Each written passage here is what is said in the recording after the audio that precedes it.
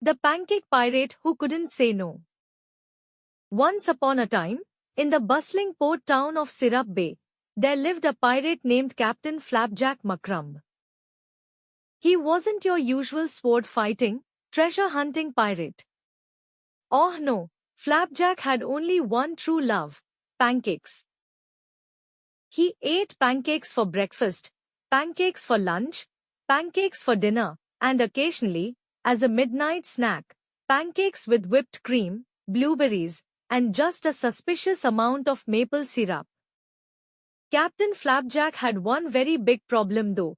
He couldn't say no to anyone. If someone asked him for help, he'd agree instantly, even if it meant giving away his pancakes. And so, his friends, neighbors, and complete strangers kept coming to him for favors. One sunny morning, Flapjack was just about to enjoy a tall stack of golden pancakes when Polly the parrot squawked, "Captain, can you babysit my 6 nephews today?" "Of course," Flapjack said, even though he had no idea how to babysit parrots. Barnacle Bob, the fisherman, shouted, "Can you help me untangle my fishing nets?" "Yes, yes," Flapjack said, abandoning his syrupy breakfast. Sally Seaweed, the town's baker, begged, "Could you taste this 37 different kinds of cupcakes for me?" "Yes, please," Flapjack said, not realizing that cupcake tasting takes hours and probably ruins your appetite for pancakes. By evening, Flapjack was exhausted. He had parrot feathers in his hair, cupcake icing on his face, and absolutely no pancakes in his belly.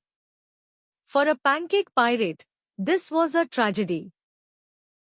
The next morning, disaster struck. A big storm had blown in overnight, and Flapjack's ship, the Syrupy Seagull, had drifted toward the rocky reef of Regret.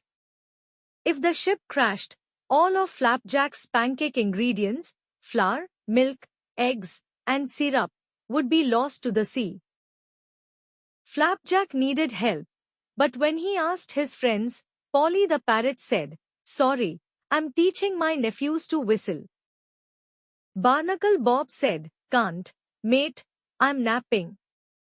Sally Seaweed said, "I'm busy, baking cupcakes for someone else." Flapjack realized something important. He had always said yes to everyone, but when he needed help, no one was there. Determined not to lose his ship, or his pancakes, Flapjack rowed out alone and fought the waves with all his strength. It was exhausting, scary, and soggy, but somehow, he pulled the Syrupy Seagull back to safety. The next day, when Barnacle Bob asked him to spend all afternoon polishing seashells, Flapjack took a deep breath and said, "No, Bob. Today I'm making pancakes for me." At first, it felt strange. But soon, he discovered something magical. Saying no sometimes gave him more time, energy, and joy, especially for the things he truly cared about. And guess what? His friends didn't hate him for it, they just asked someone else. From that day on, Captain Flapjack became known not only as the greatest pancake maker on the seas but also as the pirate who knew when to say yes and when to say no. He still helped his friends, just not at the cost of his own happiness. And because he took care of himself, he had more energy and more pancakes to share when it really mattered. Moral of the story: helping others is wonderful, but you can't pour syrup from an empty bottle. Take care of yourself first, or you might end up with no pancakes and a very grumbly tummy.